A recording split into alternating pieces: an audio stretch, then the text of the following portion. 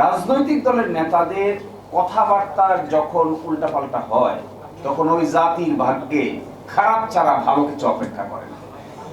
Commitment, আচ্ছা এই কথা কিভাবে বলে? আমি ছিলাম তো ঐকমত্য কমিশনে, আমাদের ভাইয়েরা অনেকেই ছিলেন। আমাদের সংবিধান বেঁচে থাকলে বলতো মুখ খুলে, সালাউদ্দিন ভাই আমাকে আপনি অযথা যন্ত্রণা করিয়েন না।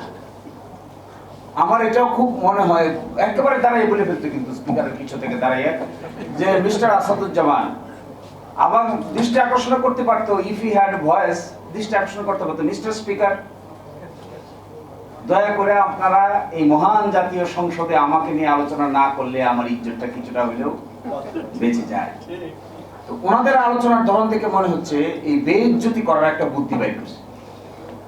একবার বলে সংবিধানের ভিতরে, কোথায় ভিতরে? যিনি অ্যাটর্নি জেনারেল হয়েছেন ভিতরে হয়েছেন, সরকার হইল ভিতরে হইল, পার্লামেন্ট ভাঙলো ভিতরে ভাঙলো, সংস্কার হচ্ছে ভিতরে হচ্ছে, ঐকমত্য কমিশনের মেম্বার হইলেন আমার সালাউদ্দিন ভাই, সংবিধানের ভিতরে হয়েছে।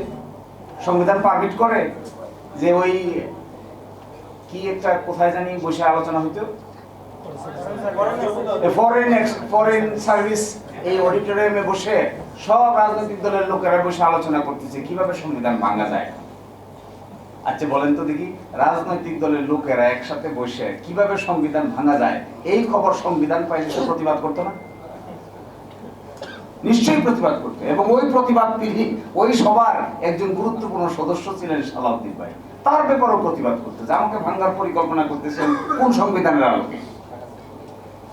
এখন এসে হঠাৎ করে বলছেন যে না না না এগুলো কিচ্ছু হবে না, যা করছি করছি, এগুলো সব ঠিক আছে, জাতির স্বাধীনতার ঘোষক এটাও ঠিক আছে। তারপরে এই যে বঙ্গবন্ধু শেখ মুজিবুর রহমানের ছবি টাঙাইতে হবে এটাও ঠিক আছে, এগুলো সবই সংবিধানে আছে, কিন্তু আমরা আপাতত এটাকে আর মানতে পারছি না। তাহলে কোনটা মানতে পারছি? এখন এসে যে কথা বলছেন এগুলো এত সিলি, আমার কাছে খুব মনে হয় রাজনৈতিক দলের নেতাদের কথাবার্তার যখন উল্টাপাল্টা হয় তখন ওই জাতির ভাগ্যে খারাপ ছাড়া ভালো কিছু অপেক্ষা করে না। কমিটমেন্ট, আচ্ছা এই কথা কিভাবে বলে? আমি ছিলাম তো ঐকমত্য কমিশনে, আমাদের ভাইয়েরা অনেকেই ছিলেন।